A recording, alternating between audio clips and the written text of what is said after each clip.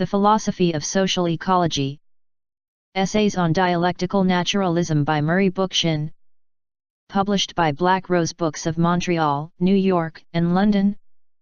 History, Civilization, and Progress. Outline for a Criticism of Modern Relativism. Part 1. Rarely have the concepts that literally define the best of Western culture, its notions of a meaningful history, a universal civilization, and the possibility of progress, been called so radically into question as they are today. In recent decades, both in the United States and abroad, the academy and a subculture of self-styled postmodernist intellectuals have nourished an entirely new ensemble of cultural conventions that stem from a corrosive social, political, and moral relativism. This ensemble encompasses a crude nominalism, pluralism, and skepticism, an extreme subjectivism, and even outright nihilism and anti-humanism in various combinations and permutations, sometimes of a thoroughly misanthropic nature. This relativistic ensemble is pitted against coherent thought as such and against the principle of hope, to use Ernst Bloch's expression, that marked radical theory of the recent past. Such notions percolate from so-called radical academics into the general public, where they take the form of personalism, amoralism, and neoprimitivism. Too often in this prevailing paradigm, as it is frequently called, eclecticism replaces the search for historical meaning, a self-indulgent despair replaces hope, dystopia replaces the promise of a rational society, and in the more sophisticated forms of this ensemble a vaguely defined intersubjectivity, or in its cruder forms, a primitivistic mythopoesis, replaces all forms of reason, particularly dialectical reason. In fact, the very concept of reason itself has been challenged by a willful anti-rationalism. By stripping the great traditions of Western thought of their contours, nuances, and gradations, these relativistic post-historicists, postmodernists, and, to coin a new word, post-humanists of our day are, at best, condemning contemporary thought to a dark pessimism or, at worst, subverting it of all its meaning. So grossly have the current critics of history, civilization, and progress, with their proclivities for fragmentation and reductionism, subverted the coherence of these basic Western concepts that they will literally have to be defined again if they are to be made intelligible to present and future generations. Even more disturbingly, such critics have all but abandoned attempts to define the very concepts they excoriate. What, after all, is history? Its relativistic critics tend to dissolve the concept into eclectically assembled histories made up of a multiplicity of disjointed episodes, or even worse, into myths that belong to different gender, ethnic, and national groups and that they consider to be ideologically equatable. Its nominalistic critics see the past largely as a series of accidents, while its subjectivistic critics overemphasize ideas in determining historical realities, consisting of imaginaries that are essentially discontinuous from one another. And what, after all, is civilization? Neoprimitivists and other cultural reductionists have so blackened the word that its rational components are now in need of a scrupulous sorting out from the irrationalities of the past and present. And what, finally, is progress? Relativists have rejected its aspirations to freedom in all its complexity, in favor of a fashionable assertion of autonomy, often reducible to personal proclivities. Meanwhile, anti-humanists have divested the very concept of progress of all relevance and meaning in the farrago of human self-denigration that marks the mood of the present time. A skepticism that denies any meaning, rationality, coherence, and continuity in history, that corrodes the very existence of premises, let alone the necessity of exploring them, renders discourse itself virtually impossible. Indeed, premises as such have become so suspect that the new relativists regard any attempts to establish them as evidence of a cultural pathology, much as Freudian analysts might view a patient's resistance to treatment as symptomatic of a psychological pathology. Such a psychologization of discussion closes off all further dispute.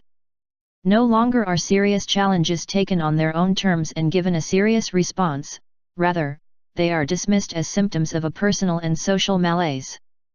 So far have these tendencies been permitted to proceed that one cannot now mount a critique of incoherence, for example, without exposing oneself to the charge of having a predisposition to coherence, or a Eurocentric bias. A defense of clarity, equally unacceptable, invites the accusation of reinforcing the tyranny of reason, while an attempt to uphold the validity of reason is dismissed as an oppressive presupposition of reason's existence. The very attempt at definition is rejected as intellectually coercive. Rational discussion is impugned as a repression of non-literate forms of expression such as rituals, howling, and dancing, or on an ostensibly philosophical scale, of intuitions, presciences, psychological motivations, of positional insights that are dependent on one's gender or ethnicity, or of revelations of one kind or another that often feed into outright mysticism. This constellation of relativistic views, which range from the crude to the intellectually exotic, cannot be criticized rationally because they deny the validity of rationally independent conceptual formulations as such, presumably constricted by the claims of reason. For the new relativists, freedom ends where claims to rationality begin, in marked contrast to the ancient Athenians, for whom violence began where rational discussion ended. Pluralism, the decentering of meanings, the denial of foundations, and the hypostasization of the idiosyncratic, of the ethically and socially contingent, and of the psychological, all seem like part of the massive cultural decay that corresponds to the objective decay of our era. In American universities today, relativists in all their mutations too often retreat into the leprous limit experiences of Foucault, into a view of history as fragmentary collective representations, Durkheim, culture patterns, Benedict, or imaginaries, Castoriadis, or into the nihilistic asociality of postmodernism. When today's relativists do offer definitions of the concepts they oppose, they typically overstate and exaggerate them. They decry the pursuit of foundations, an endeavor that they have characteristically turned into an ism, foundationalism, as totalistic, without any regard for the patent need for basic principles. That foundations exist that are confined to areas of reality where their existence is valid and knowable seems to elude these anti-foundationalists, for whom foundations must either encompass the entire cosmos or else not exist at all. Reality would indeed be a mystery if a few principles or foundations could encompass all that exists, indeed, all its innovations unfolding from the subatomic realm to inorganic matter, from the simplest to the most complex life forms, and ultimately to the realm of astrophysics. Some historical relativists overemphasize the subjective in history at the expense of the material. Subjective factors certainly do affect obviously objective developments. In the Hellenistic age, for example, Heron reputedly designed steam engines, yet so far as we know they were never used to replace human labor, as they were 2,000 years later. Subjective historians, to be sure, would emphasize the subjective factors in this fact. But what interaction between ideological and material factors explains why one society, capitalism, used the steam engine on a vast scale for the manufacture of commodities, while another Hellenistic society used it merely to open temple doors for the purposes of mass mystification? Overly subjectivistic historians would do well to explore not only how different traditions and sensibilities yielded these disparate uses of machines but what material as well as broadly social factors either fostered or produced them. Note number 1, moreover, despite this tendency to bifurcate objectivity and subjectivity, the two do not exclude each other. There is always a subjective dimension to objectivity, but it is precisely the relationship between the two that requires explication. End note. Other historical relativists are nominalistic, overemphasizing the idiosyncratic in history, often begging basic questions that must be explored. A small group of people in ancient Judea, we may be told, formulated a localized, ethnically based body of monotheistic beliefs that at a chronologically later point became the basis of the Judeo-Christian world religion. Are these two events unrelated? Was their conjunction a mere accident?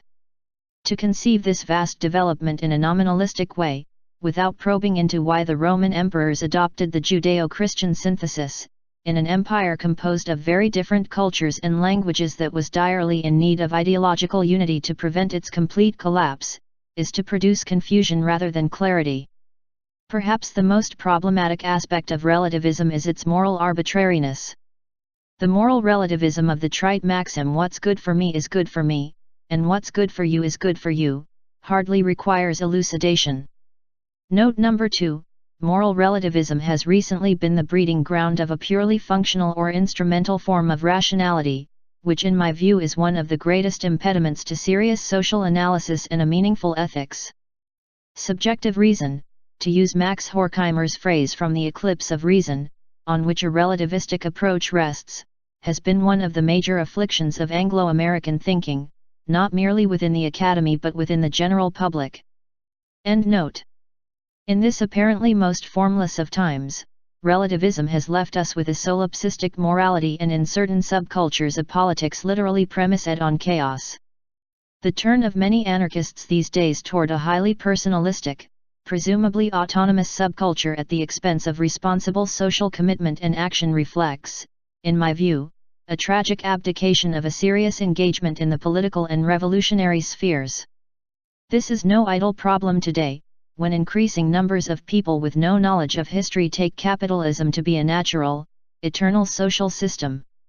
A politics rooted in purely relativistic preferences, in assertions of personal autonomy that stem largely from an individual's desire, can yield a crude and self-serving opportunism, of a type whose prevalence today explains many social ills.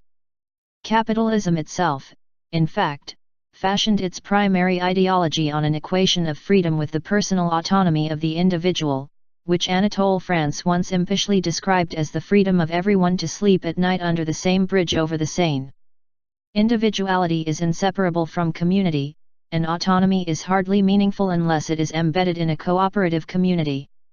Note number 3, predicated as their self-realization is in their own potentialities, human beings nevertheless cannot do as they please, despite the assertions of beautiful souls, to use Hegel's phrase, who live in an area of personal liberation and self-contained autonomy. Here, Marx was a good deal ahead of today's individualistic anarchists who have a bad habit of disrupting serious attempts at organization and theoretical inquiry with simplistic cries of freedom now. End note. Compared with humanity's potentialities for freedom, a relativistic and personalistic autonomy is little more than psychotherapy writ large and expanded into a social theory. Far too many of the relativistic critics of history, civilization, and progress seem less like serious social theorists than like frightened former radical ideologues who have not fully come to terms with the failures of the left and of existing socialism in recent years. The incoherence that is celebrated in present-day theory is due in no small part to the one-sided and exaggerated reaction of French academic leftists to the May-June events of 1968, to the behavior of the French Communist Party, and in even greater part to the various mutations of Holy Mother Russia from Tsarism through Stalinism to Yeltsinism. Too often, this disenchantment provides an escape route for erstwhile revolutionaries to ensconce themselves in the academy, to embrace social democracy, or simply to turn to a vacuous nihilism that hardly constitutes a threat to the existing society. From relativism, they have constructed a skeptical barrier between themselves and the rest of society. Yet this barrier is as intellectually fragile as the one-sided absolutism that the old left tried to derive from Hegel, Marx, and Lenin. Fairness requires me to emphasize that contrary to the conventional wisdom about the left today, there has never been any existing socialism, the erstwhile claims of Eastern European leaders to have achieved it notwithstanding. Nor was Hegel a mere teleologist, nor Marx a mere productivist, nor Lenin the ideological father of the ruthless opportunist and counter-revolutionary, Stalin. Note number 4, nothing is easier, more mystifying, and more smug these days than to advance sweeping, ahistorical generalizations about figures like Hegel, Marx, and Lenin. It is evidence of the ugly intellectual degradation of our time that people who should know better make them so flippantly. One might as well claim that Stalin's totalitarianism had its roots in Machiavelli's so-called Atlantic Republican tradition, since the latter was the author of The Prince, or in Plato, as Karl Popper so notoriously did. Yet Hegel would undoubtedly have resolutely opposed Marx's view of the dialectic. Marx might very well have disowned Lenin, as the Marxist Rosa Luxemburg and the Council Communists Gorter and Pannekoek did, and Stalin would certainly have imprisoned Lenin, as Lenin's widow bitterly reproached Trotsky in 1925, after the former Red Army commander belatedly began to attack Stalin. End note. In reaction to the nightmare of the Soviet system, today's relativists have not only overreacted to and exaggerated the shortcomings of Hegel, Marx, and Lenin, they have concocted an ideological prophylaxis to protect themselves from the still unexorcised demons of a tragically failed past instead of formulating a credible philosophy that can address the problems that now confront us at all levels of society and thought.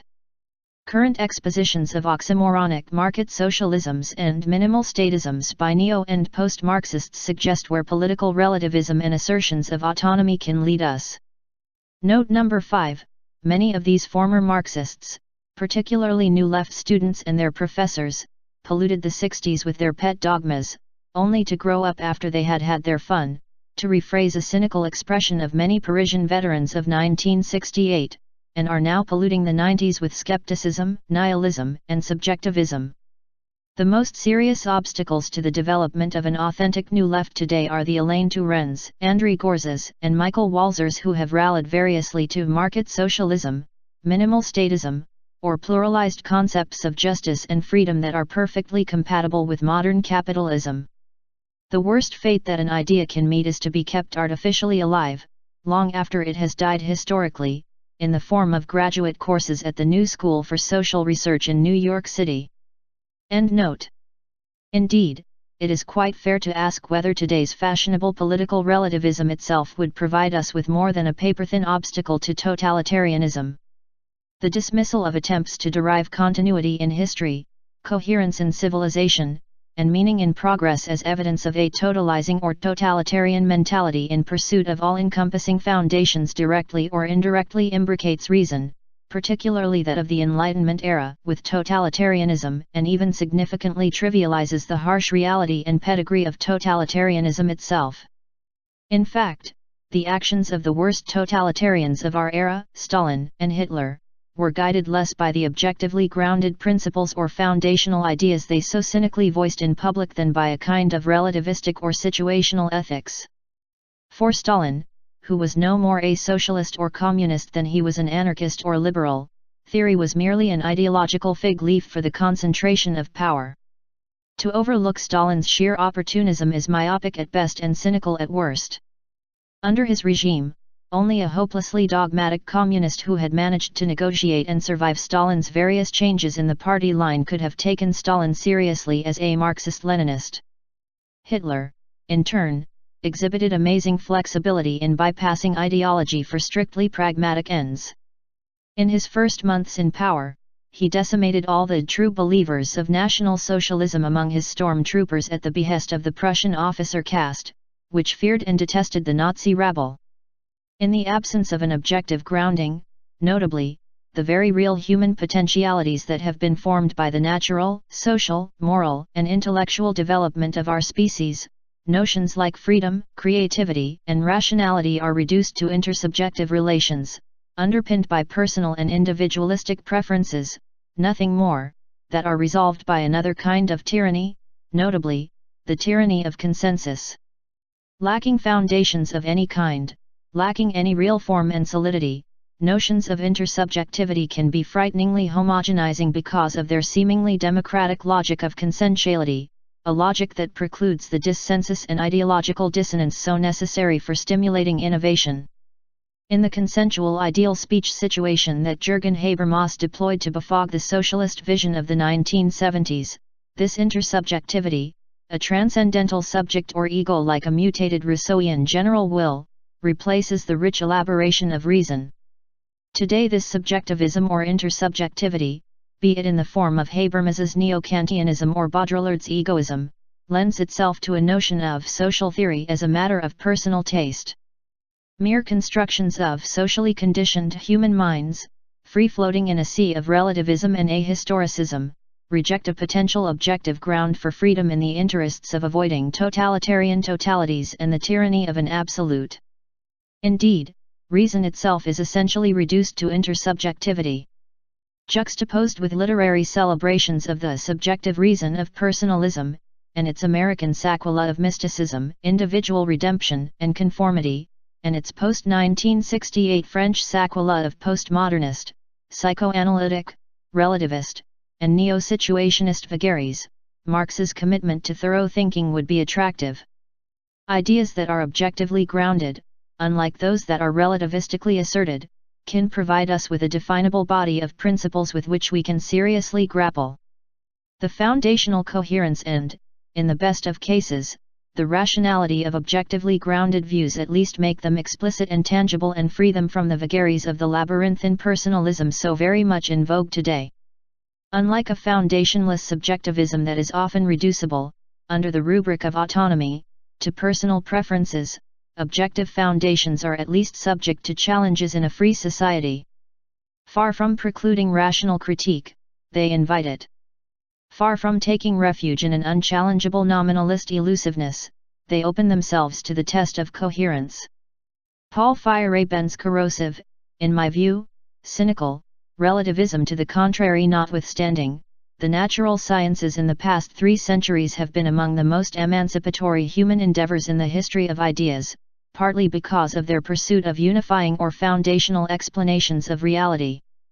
Note number 6, it is easy, when criticizing scientism as an ideology, to forget the role that the natural sciences themselves played in subverting beliefs in witchcraft and superstition, and in fostering a secular and naturalistic approach to reality. I would like to think that we no longer believe in Dracula, or in the power of the crucifix to fend off vampires, or in the occult power of women to communicate with demons, or do we? End note. In the end, what should always be of concern to us is the content of objective principles, be they in science, social theory, or ethics, not a flippant condemnation of their claims to coherence and objectivity per se. Indeed, despite claims to the contrary, relativism has its own hidden foundations and metaphysics. As such, because its premises are masked, it may well produce an ideological tyranny far more paralyzing than the totalitarianism that it imputes to objectivism and an expressly reasoned foundationalism.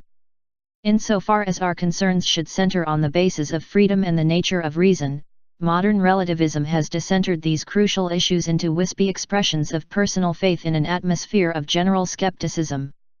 We may choose to applaud the relativist who upholds his or her strictly personal faith by reiterating Luther's defiant words at Worms, Hier stehe ich kann nicht anders, here I stand, I cannot do otherwise. But to speak frankly, unless we also hear a rational argument to validate that stand, one based on more than a subjective inclination, who gives a damn about this resolve?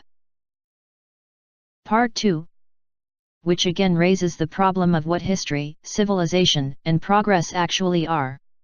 History, I wish to contend, is the rational content and continuity of events, with due regard for qualitative leaps, that are grounded in humanity's potentialities for freedom, self-consciousness, and cooperation, in the self-formative development of increasingly libertarian forms of consociation. It is the rational infrastructure, so to speak, that coheres human actions and institutions over the past and the present in the direction of an emancipatory society and emancipated individuals. That is to say, history is precisely what is rational in human development. It is what is rational, moreover, in the dialectical sense of the implicit that unfolds, expands, and begins in varying degrees through increasing differentiation to actualize humanity's very real potentialities for freedom, self-consciousness, and cooperation. Note number 7, see my introduction, A Philosophical Naturalism, elsewhere in this book. End note. It will immediately be objected that irrational events, unrelated to this actualization, explode upon us at all times, in all eras and cultures. But insofar as they defy rational interpretation, they remain precisely events, not history, however consequential their effects may be on the course of other events. Their impact may be very powerful, to be sure, but they are not dialectically rooted in humanity's potentialities for freedom, self-consciousness, and cooperation. Note number 8, indeed, there may be a logic to events, but it would be the logic of conventional reason, based on mere cause and effect and the principle of identity, A equals A, not dialectical reason. End note. They can be assembled into chronicles, the stuff out of which Froissart constructed his largely anecdotal histories, but not history in the sense I am describing. Events may even overtake history, so to speak, and ultimately submerge it in the irrational and the evil. But without an increasingly self-reflexive history, which present-day relativism threatens to extinguish, we would not even know that it had happened. If we deny that humanity has these potentialities for freedom, self-consciousness, and cooperation, conceived as one ensemble, then along with many self-styled socialists and even former anarchists like Daniel Cohn-Bendit, we may well conclude that capitalism has won, as one disillusioned friend put it, that history has reached its terminus in bourgeois democracy, however tentative this terminus may actually be, and that rather than attempt to enlarge the realm of the rational end, the free, we would do best to ensconce ourselves in the lap of capitalism and make it as comfortable a resting place as possible for ourselves. As a mere adaptation to what exists, to the what is, such behavior is merely animalistic. Sociobiologists may even regard it as genetically unavoidable. But my critics need not be sociobiologists to observe that the historical record exhibits a great deal of adaptation and worse, of irrationality and violence, of pleasure in the destruction of oneself and others, and to question my assertion that history is the unfolding of human potentialities for freedom, self-consciousness, and cooperation. Indeed, humans have engaged in destruction and luxuriated in real and imaginary cruelties toward one another that have produced hells on earth. They have created the monstrosities of Hitler's death camps and Stalin's gulags, not to speak of the mountains of skulls that Mongol and Tartar invaders of Eurasia left behind in distant centuries. But this record hardly supplants a dialectic of unfolding and maturing of potentialities in social development, nor is the capacity of humans to inflict cruelties on each other equivalent to their potentialities for freedom, self-consciousness, and cooperation. Here, human capacities and human potentialities must be distinguished from each other. The human capacity for inflicting injury belongs to the realm of natural history, to what humans share with animals in the biological world or first nature. First nature is the domain of survival, of core feelings of pain and fear, and in that sense our behavior remains animalistic, which is by no means altered with the emergence of social or second nature. Unknowing animals merely try to survive and adapt to one degree or another to the world in which they exist. By contrast, humans are animals of a very special kind. They are knowing animals, they have the intelligence to calculate and to devise, even in the service of needs that they share with non-human life forms. Human reason and knowledge have commonly served aims of self-preservation and self-maximization by the use of a formal logic of expediency, a logic that rulers have deployed for social control and the manipulation of society. These methods have their roots in the animal realm of simple means-ends choices to survive. But humans also have the capacity to deliberately inflict pain and fear, to use their reason for perverse passions, in order to coerce others or merely for cruelty for its own sake. Only knowing animals, ironically capable of intelligent innovation, with the schadenfreude to enjoy vicariously the torment of others, can inflict fear and pain in a coldly calculated or even passionate manner. The Foucauldian hypostasization of the body as the terrain of sadomasochistic pleasure can be easily elaborated into a metaphysical justification of violence, depending, to be sure, on what pleases a particular perpetrating ego. Note number 9, see James Miller, The Passion of Michel Foucault, New York, Simon & Schuster, 1993. End note. In this sense, human beings are too intelligent not to live in a rational society, not to live within institutions formed by reason and ethics that restrict their capacity for irrationality and violence.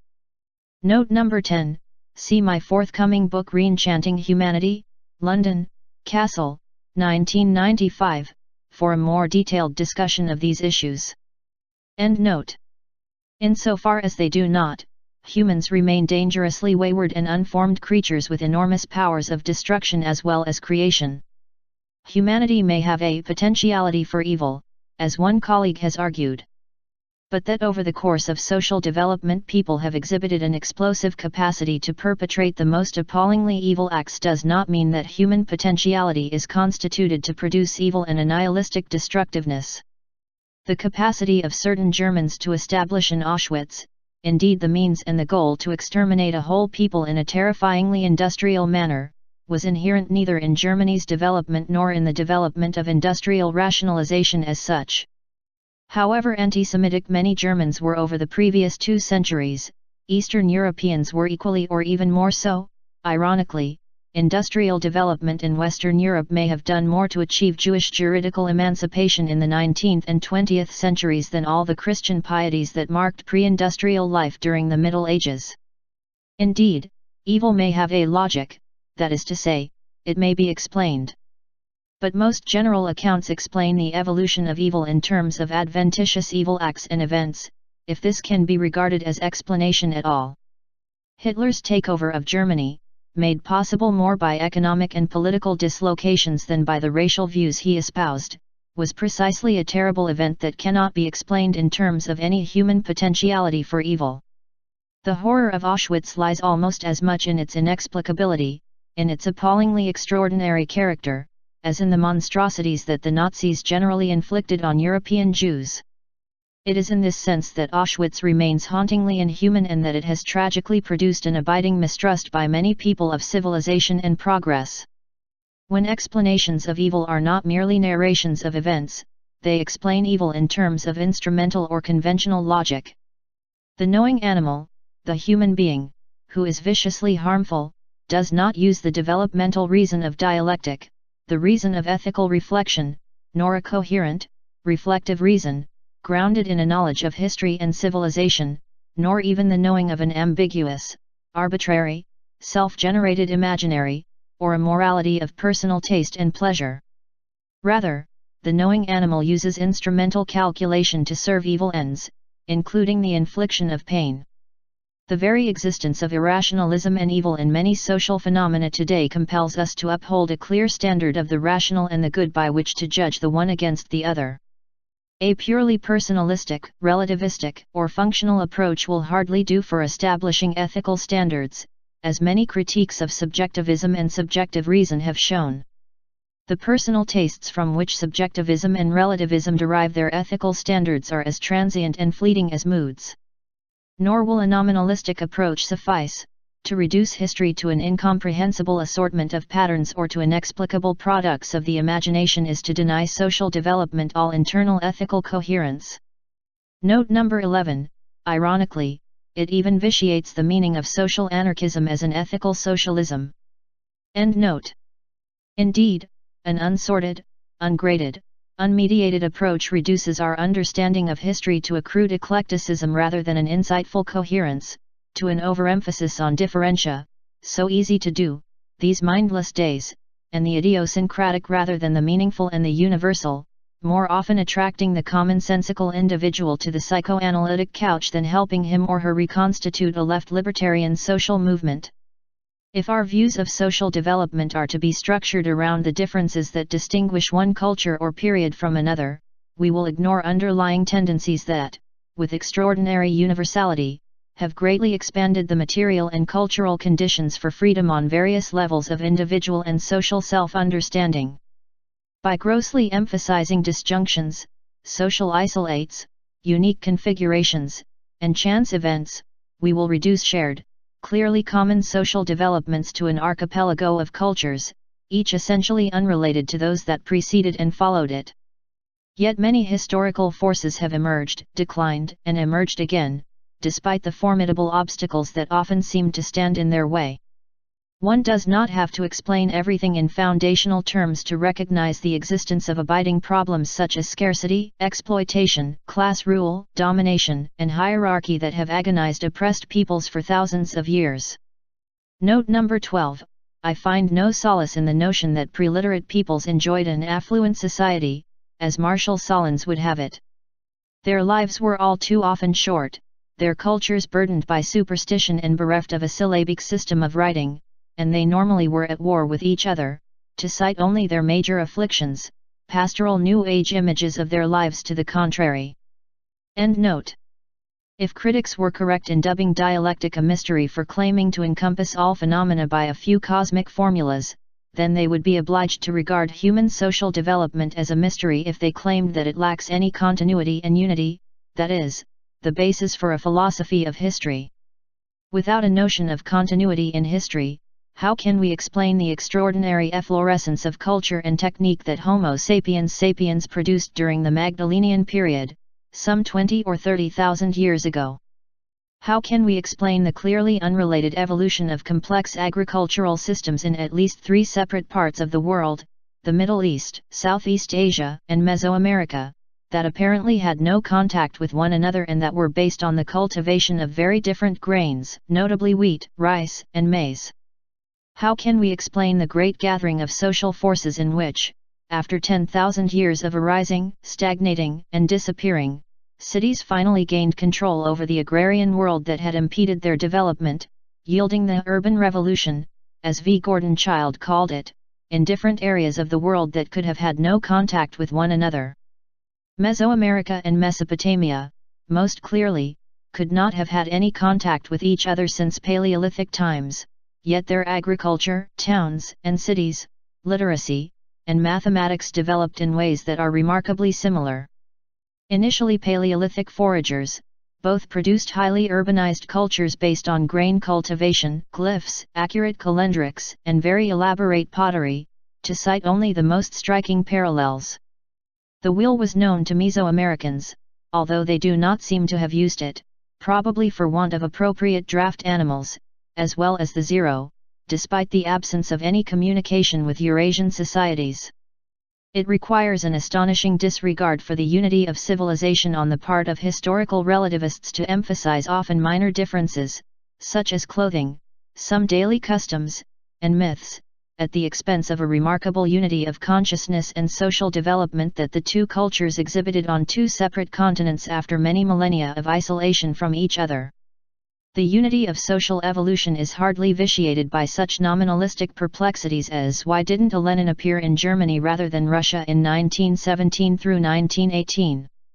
In view of the great tidal movements of history, it might be more appropriate to explore Lenin's strong will and Kerensky's psychological flaccidity aside, whether the traditional proletariat was ever capable of creating a workers' state, indeed, what that statist concept really meant when working men and women were obliged to devote the greater amount of their lives to arduous labor at the expense of their participation in managing social affairs. Caprice, accident, irrationality, and imaginaries certainly enter into social development for better or worse. But they literally have no meaning if there is no ethical standard by which to define the other of what we are presupposing with our standard. Note number 13, indeed, even nominalistic historians who see history as a series of accidents often tacitly presuppose the existence of the non-accidental, perhaps even the rational, in a social development. End note.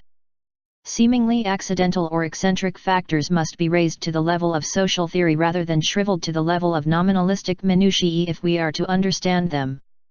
Despite the accidents, failures, and other aberrations that can alter the course of rational social and individual development, there is a legacy of freedom, as I named a key chapter in my book The Ecology of Freedom, a tradition of increasing approximation of humanity toward freedom and self-consciousness in ideas and moral values and the overall terrain of social life. Indeed, the existence of history as a coherent unfolding of real emancipatory potentialities is clearly verified by the existence of civilization, the potentialities of history embodied and partially actualized. It consists of the concrete advances, material as well as cultural and psychological, that humanity has made toward greater degrees of freedom, self-consciousness, and cooperation, as well as rationality itself. To have transcended the limitations of the kinship tie, to have gone beyond mere foraging into agriculture and industry, to have replaced the parochial band or tribe with the increasingly universal city, to have devised writing, produced literature, and developed richer forms of expression than non-literate peoples could have ever imagined. All of these and many more advances have provided the conditions for evolving increasingly sophisticated notions of individuality and expanding notions of reason that remain stunning achievements to this very day. It is dialectical reason rather than conventional reason that apprehends the development of this tradition. Indeed, dialectical logic can hardly be treated co-equally with eruptions of brutality, however calculated they may be, since in no sense can episodic capacities be equated with an unfolding potentiality. A dialectical understanding of history apprehends differentia in quality, logical continuity, and maturation in historical development, as distinguished from the kinetics of mere change or a simple directivity of social dynamics. Rarefying projects for human liberation to the point that they are largely subjective imaginaries, without relevance to the realities of the overall human experience and the insights of speculative reason, can cause us to overlook the existential impact of these developments and the promise they hold for ever greater freedom, self-consciousness, and cooperation. We take these achievements all too easily for granted without asking what kind of human beings we would be if they had not occurred as a result of historical and cultural movements more fundamental than eccentric factors. These achievements, let us acknowledge quite clearly, are civilization, indeed a civilizing continuum that is nonetheless infused by terribly barbaric, indeed animalistic features. The civilizing process has been ambiguous, as I have emphasized in my Ambiguities of Freedom, note number 14, see chapter 11 of my The Ecology of Freedom, 1982, reprinted by Montreal, Black Rose Books, 1992. End note. But it has nonetheless historically turned folk into citizens, while the process of environmental adaptation that humans share with animals has been transformed into a wide-ranging, strictly human process of innovation in distinctly alterable environments. Note number 15, I find no view more one-sided and noxious than Theodore Adorno's dictum, no universal history leads from savagery to humanitarianism, but there is one leading from the slingshot to the megaton bomb. This inflated, less than thought-out pronouncement, taken together with Adorno's commitment to a negativity that rejected sublation, Aufhebung, or social and ideological advances, was a step toward nihilism, indeed, an ugly demonization of humanity, that belied his affirmations of reason. See Negative Dialectics, translation by E. B. Ashton, New York, Seabury Press, 1973, page 320. End note. It is a process that reached its greatest universality primarily in Europe, however much other parts of the world have fed into the experience. Those of us who understandably fear that the barrier between civilization and chaos is fragile actually presuppose the existence of civilization, not simply of chaos, and the existence of rational coherence, not simply of irrational incoherence. Moreover, the dialectic of freedom has emerged again and again in recurring struggles for freedom, ideological as well as physical, that have abidingly expanded overall goals of freedom, self-consciousness, and cooperation, as much in social evolution as a whole as within specific temporal periods. The past is replete with instances in which masses of people, however disparate their cultures, have tried to resolve the same millennia-old problems in remarkably similar ways and with remarkably similar views. The famous cry for equality that the English peasants raised in their 1381 revolt, when Adam delved and Eve span, who was then the gentleman, is as meaningful for contemporary revolts as it was 600 years ago, in a world that presumably had a far different imaginary from our own. The denial of a rational universal history, of civilization, of progress, and of social continuity renders any historical perspective impossible and hence any revolutionary praxis meaningless except as a matter of personal, indeed often very personal, taste. Even as social movements attempt to attain what they might call a rational society, in developing humanity's potentialities for freedom, self-consciousness, and cooperation, history may constitute itself as an ever-developing whole. This whole, I should emphasize, must be distinguished from a terminal Hegelian absolute, just as demands for coherence in a body of views must be distinguished from the worship of such an absolute, and just as the capacity of speculative reason to adduce in a dialectically logical manner the very real potentialities of humanity for freedom is neither teleological nor absolutist, much less totalitarian. Note number 16, I deliberately issue the words totality and spirit to preclude any such suggestion. End note.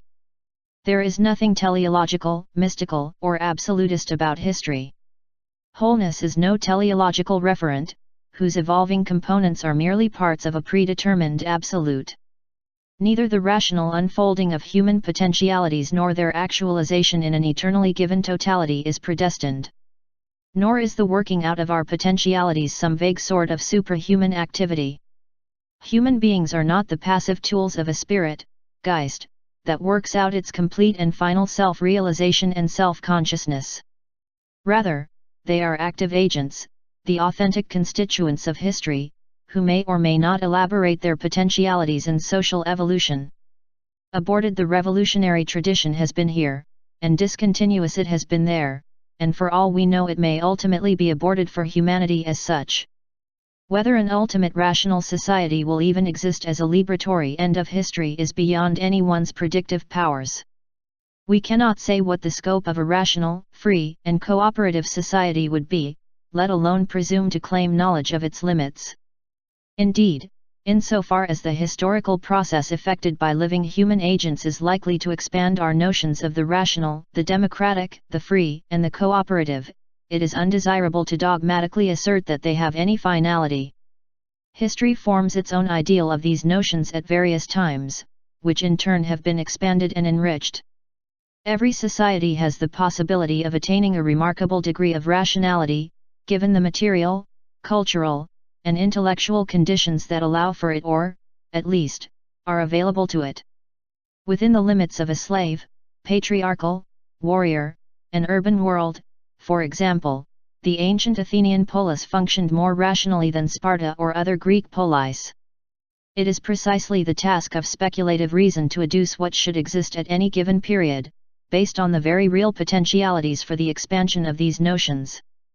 To conclude that the end of history has been attained in liberal capitalism would be to jettison the historical legacy of these magnificent efforts to create a free society, efforts that claimed countless lives in the great revolutions of the past. For my part, I and probably many revolutionaries today want no place in such an end of history, nor do I want to forget the great emancipatory movements for popular freedom in all their many forms that occurred over the ages. History, civilization, and progress are the dialectically rational social dispensations that form, even with all the impediments they face, a dialectical legacy of freedom. The existence of this legacy of freedom in no way denies the existence of a legacy of domination, which remains within the realm of the irrational.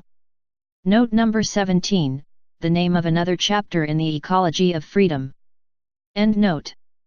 Indeed, these legacies intertwine with and condition each other. Human ideals, struggles, and achievements of various approximations to freedom cannot be separated from the cruelties and barbarities that have marked social development over the centuries, often giving rise to new social configurations whose development is highly unpredictable. But a crucial historical problematic remains: to the extent that reason can foresee a given development, will it be freedom or domination that is nourished? I submit that progress is the advance, and as everyone presumably hopes, the ascendancy, of freedom over domination, which clearly cannot be conceptually frozen in an ahistorical eternity, given the growing awareness of both hopes and oppressions that have come to light in only a few recent generations. Progress also appears in the overall improvement, however ambiguous, of humanity's material conditions of life, the emergence of a rational ethics, with enlightened standards of sensibility and conduct, out of unreflexive custom and theistic morality, and social institutions that foster continual self-development and cooperation. However lacking our ethical claims in relation to social practice may be, given all the barbarities of our time, we now subject brutality to much harsher judgments than was done in earlier times. It is difficult to conceive of a rational ethics, as distinguished from unthinking custom and mere commandments of morality, like the Decalogue, without reasoned criteria of good and evil based on real potentialities for freedom that speculative reason can adduce beyond a given reality. The sufficient conditions for an ethics must be explicated rationally, not simply affirmed in public opinion polls, plebiscites, or an intersubjective consensus that fails to clarify what constitutes subjectivity and autonomy. Admittedly, this is not easy to do in a world that celebrates vaporous words, but it is necessary to discover truth rather than work with notions that stem from the conventional wisdom of our times. As Hegel insisted, even commonplace moral maxims like love thy neighbor as thyself raise many problems, such as what we really mean by love. Note number 18, G.W.F. Hegel, Reason as Lawgiver in Phenomenology of Spirit, translation by A.V. Miller, Oxford, Oxford University Press, 1977, pages 252 to 256. End note. Part 3. I believe that we lack an adequate left critique of the theoretical problems raised by classical Hegelianism, Marxism, anarchism, social democracy, and liberalism, with the result that there are serious lacunae in the critical exploration of these isms. A comprehensive critical exploration would require an analysis not only of the failings of the subject matter under discussion, but of the hidden presuppositions of the critic. The critic would be obliged to clearly define what he or she means by the concepts he or she is using. This self-reflexive obligation cannot be bypassed by substituting under-theorized terms like creativity, freedom, and autonomy for in-depth analysis. The complexity of these ideas, their sweep, the traditions that underpin and divide them against one another, and the ease with which they can be abused and, in the academic milieu in which they are bandied around, detached from the lived material and social conditions of life, all require considerable exploration. Among the important concepts and relationships that require elucidation is the tendency to reduce objectivity to the natural law of physical science. Note number 19, Hegel, for all his entanglements with the notion of Geist or spirit and despite his conception of a predetermined absolute, at least had the good sense to distinguish the self-development of non-human life forms, for instance, from the self-development of humanity or, for that matter, society. C. G. W. F. Hegel, Introduction, Lectures on the History of Philosophy, Volume 1, translation by E. S. Haldane and Francis H. Simpson, 1892, London, Routledge and Kegan Paul, and New York, The Humanities Press, 1955, 1968, pages 22 to 23. End note. In the conventional scientific sense of the term, natural law preordains the kinetic future of objects colliding with each other. It may even preordain what an individual plant will become under the normal conditions required for its growth. Objectivity, however, has a multiplicity of meanings and does not necessarily correspond to the laws that the natural sciences seek to formulate. It involves not only the materiality of the world in a broad sense but also its potentialities, as very real but as yet unrealized forms structured to undergo elaboration. The evolution of key life forms toward ever greater subjectivity, choice, and behavioral flexibility, real potentialities and their degrees of actualization, and toward human intellectuality, language, and social institutionalization, is transparently clear. An objective potentiality is the implicit that may or may not be actualized, depending upon the conditions in which it emerges. Among humans, the actualization of potentiality is not necessarily restricted by anything besides aging and death, although it is not free to unfold unconditionally. Minimally, the actualization of humanity's potentialities consists in its attainment of a rational society. Such a society, of course, would not appear ab novo. By its very nature it would require development, maturation, or, more precisely, a history, a rational development that may be fulfilled by the very fact that the society is potentially constituted to be rational. If the self-realization of life in the non-human world is survival or stability, the self-realization of humanity is the degree of freedom, self-consciousness, and cooperation, as well as rationality in society. Reduced merely or primarily to scientific natural law, objectivity is highly attenuated.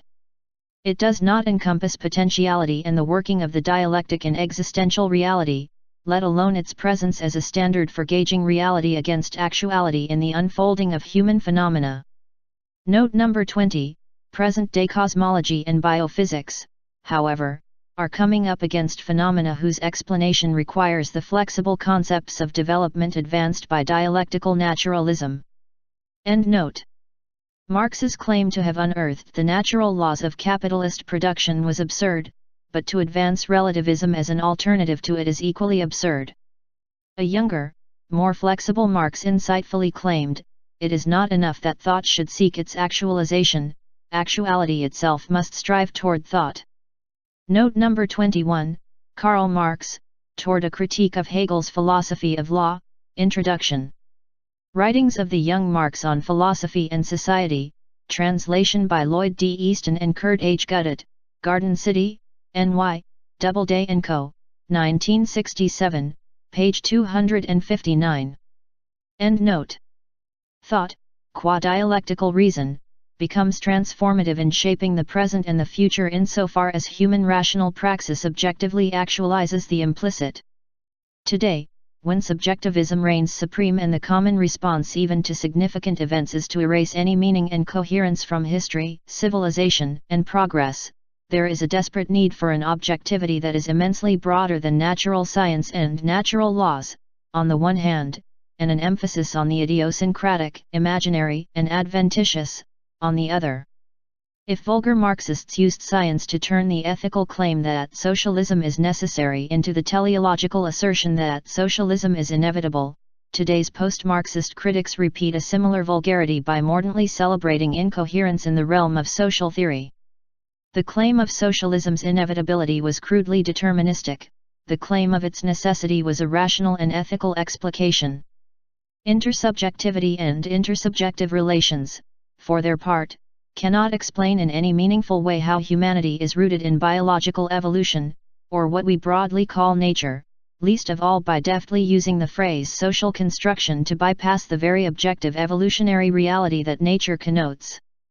Just as a subjectivized nexus of intersubjective relations dissolves the objectivity of social phenomena, so a subjectivized nexus of social construction dissolves the objectivity of natural evolution, as if neither social phenomena nor natural evolution had any actuality, aside from being a pair of simplistic epistemological categories.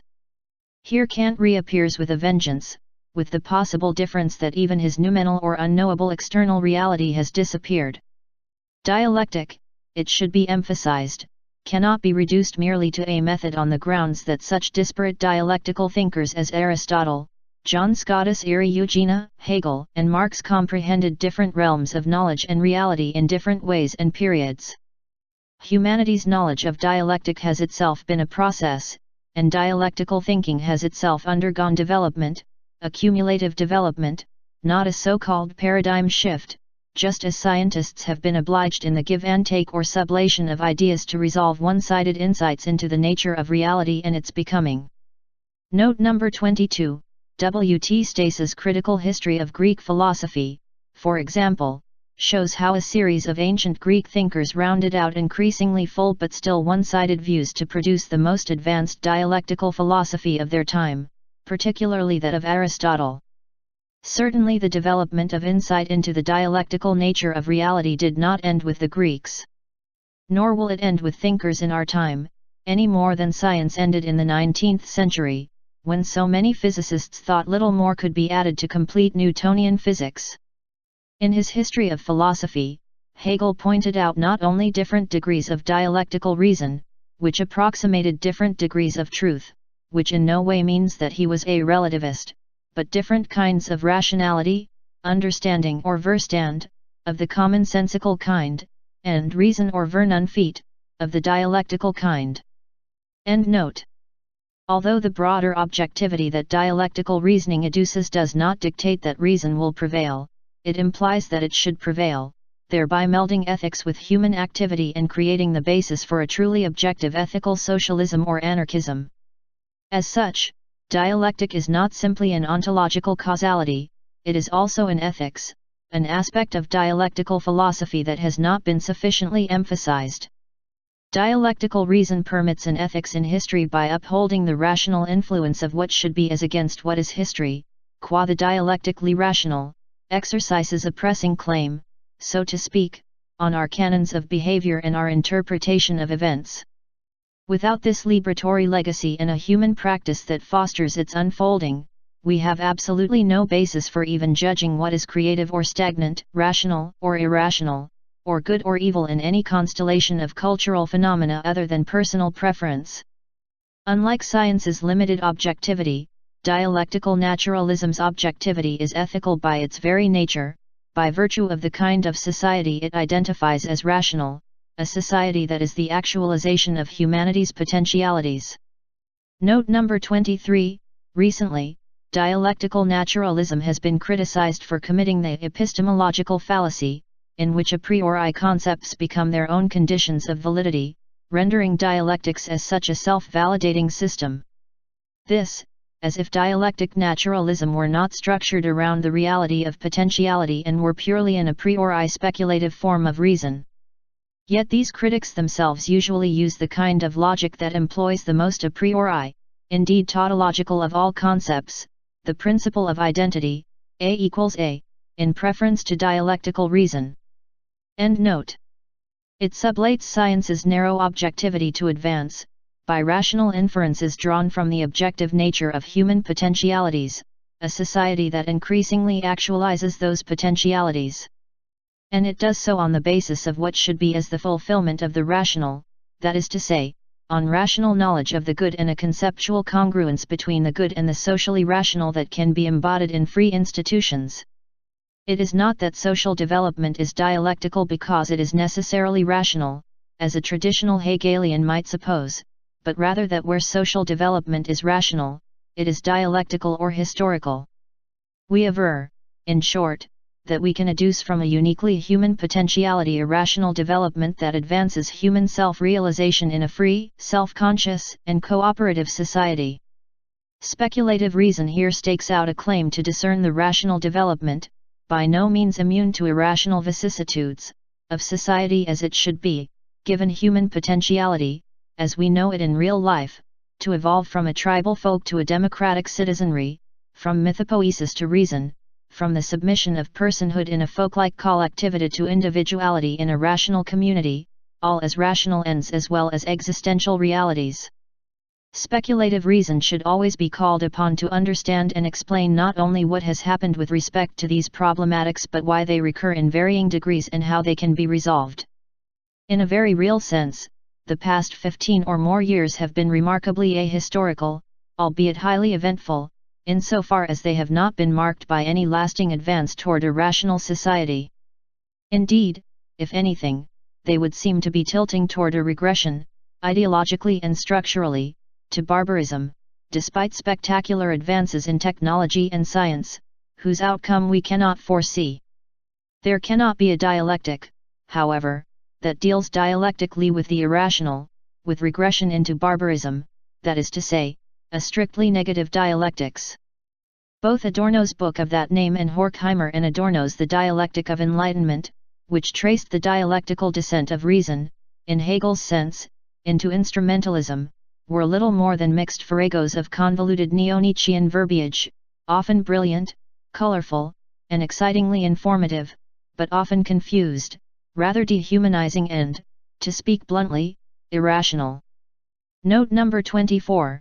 This view is not new for me. In the Ecology of Freedom, completed in 1980 and published in 1982, I was at pains to indicate that the dialectic of enlightenment is actually no dialectic at all, at least not in its attempt to explain the negation of reason through its own self-development, page 272. My respect for the Frankfurt School rested largely on its insightful critique of positivism, which was the dominant philosophical fad in American universities and social theory, so-called sociology, in the 1940s and 1950s, and on its various insights into Hegelian philosophy.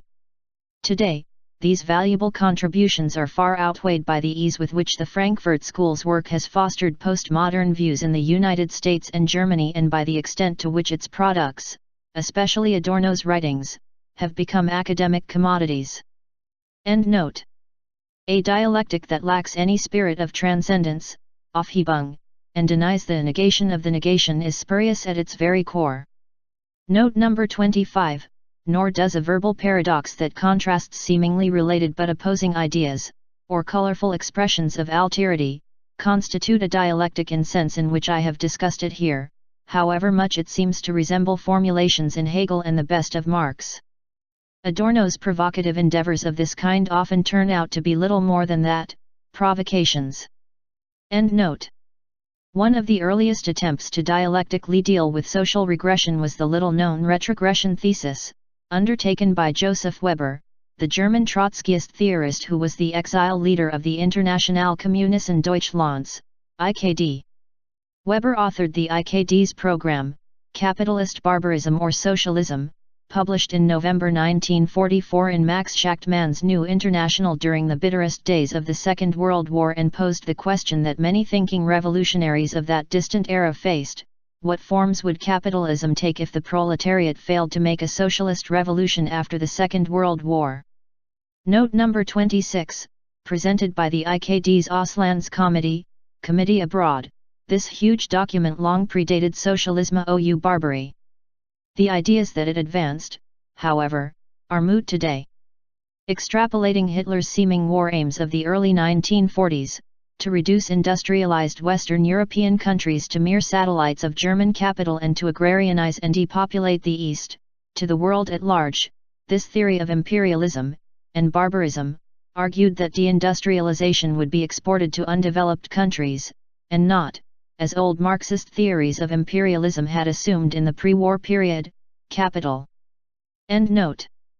As the title of the IKD document suggests, not all Marxists, perhaps fewer than we may think, regarded socialism as inevitable or thought that there would necessarily be a socialist end to history after the war.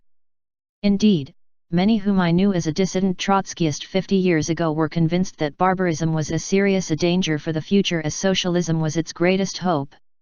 Note number 27, nor did we by the late 1940s, regard the workers' movement, indeed workers' councils or workers' control of industry, as revolution, especially with the sequela of the great strike movements of the 1940s, which directly affected my own life as a worker. End note. The prospect of barbarism that we face today may differ in form from what revolutionary Marxists faced 2 generations ago, but it does not differ in kind. The future of civilization is still very much in the balance, and the very memory of alternative emancipatory visions to capitalism are becoming dimmer with each generation. Although the imaginary and subjective are certainly elements in social development, contemporary capitalism is steadily dissolving the uniqueness of imaginaries of earlier, more diverse cultures. Indeed, capitalism is increasingly leveling and homogenizing society, culturally and economically, to a point that the same commodities, industrial techniques, social institutions, values, even desires, are being universalized to an unprecedented degree in humanity's long career. At a time when the mass-manufactured commodity has become a fetish more potent than any archaic fetish that early cultures imagined, when the glossy tie and 3-piece suit are replacing traditional sarongs, cloaks, and shoulder capes, when the word business requires fewer and fewer translations in the world's diverse vocabularies, and when English has become the lingua franca not only of so-called educated classes but people in ordinary walks of life, need I add more to this immensely long list? It is odd that the idiosyncratic in various cultural constellations is now acquiring a significance in academic discourse that it rarely attained in the past. This discourse may be a way of sidestepping a much-needed examination of the challenges posed by recent capitalist developments, and instead mystifying them in convoluted discussions that fill dense academic tomes and, particularly in the case of Foucault and postmodernism, satisfying the imaginaries of self-centered individuals, for whom the spray paint can has become the weapon of choice with which to assault the capitalist system in a hairstyle the best way to affront the conventional petty bourgeoisie. Stated bluntly, no revolutionary movement can grow if its theorists essentially deny Bloch's principle of hope, which the movement so needs for an inspired belief in the future, if it denies universal history that affirms sweeping common problems that have besieged humanity over the ages, if it denies the shared interests that give a movement the basis for a common struggle in achieving a rational dispensation of social affairs, if it denies a processual rationality and a growing idea of the good based on more than personalistic, or intersubjective and consensual, grounds, if it denies the powerful civilizatory dimensions of social development, ironically, dimensions that are in fact so useful to contemporary nihilists in criticizing humanity's failings, and if it denies historical progress. Yet in present-day theoretics, a series of events replaces history, cultural relativism replaces civilization, and a basic pessimism replaces a belief in the possibility of progress. What is more sinister, mythopoesis replaces reason, and dystopia the prospect of a rational society. What is at stake in all these displacements is an intellectual and practical regression of appalling proportions, an especially alarming development today, when theoretical clarity is of the utmost necessity. What our times require is a social analysis that calls for a revolutionary and ultimately popular movement, not a psychoanalysis that issues self-righteous disclaimers for beautiful souls, ideologically dressed in cloaks of personal virtue. Given the disparity between what rationally should be and what currently exists, reason may not necessarily become embodied in a free society. If and when the realm of freedom ever does reach its most expansive form, to the extent that we can envision it, and if hierarchy, class, domination, and exploitation were ever abolished, we would be obliged to enter that realm only as free beings, as truly rational, ethical, and empathetic knowing animals, with the highest intellectual insight and ethical probity, not as brutes coerced into it by grim necessity and fear. The riddle of our times is whether today's relativists would have equipped us intellectually and ethically to cross into that most expansive realm of freedom. We cannot merely be driven into greater freedom by blind forces that we fail to understand, as Marxists implied, still less by mere preferences that have no standing in anything more than an imaginary, instincts, or libidinal desires. Note number 28, the notion of an instinct for freedom, touted by many radical theorists, is a sheer oxymoron. The compelling, indeed necessitarian character of instinct makes it the very antithesis of freedom, whose liberating dimensions are grounded in choice and self-consciousness. End note. The relativists of our time could actually play a sinister role if they permitted the imaginative to loosen our contact with the objective world. For in the absence of rational objective standards of behavior, imagination may be as demonic as it may be liberatory when such standards exist, hence the need for informed spontaneity, and an informed imagination. The exhilarating events of May-June 1968, with the cry "Imagination to Power," were followed a few years later by a surge in the popularity of nihilistic postmodernism and poststructuralism in the academy, an unsavory metaphysics of desire, and an apolitical call for imagination nourished by a yearning for self-realization. More than ever, I would insist, we must invert Nietzsche's dictum "all facts are interpretations" and demand that all interpretations be rooted in objectivity. We must seek out broader interpretations of socialism than those that cast socialist ideals as a science and strangled its movements in authoritarian institutions. At a time when we teeter between civilization and barbarism, the current apostles of irrationality in all their varied forms are the chthonic demons of a dark world who have come to life not to explicate humanity's problems but to effect a dispiriting denial of the role of rationality in history and human affairs. My disquiet today lies not in the absence of scientific guarantees that a libertarian socialist society will appear, one that, at my age, it will never be my privilege to see, but in whether it will even be fought for in so decadent and desperate a period. Dated February 15, 1994.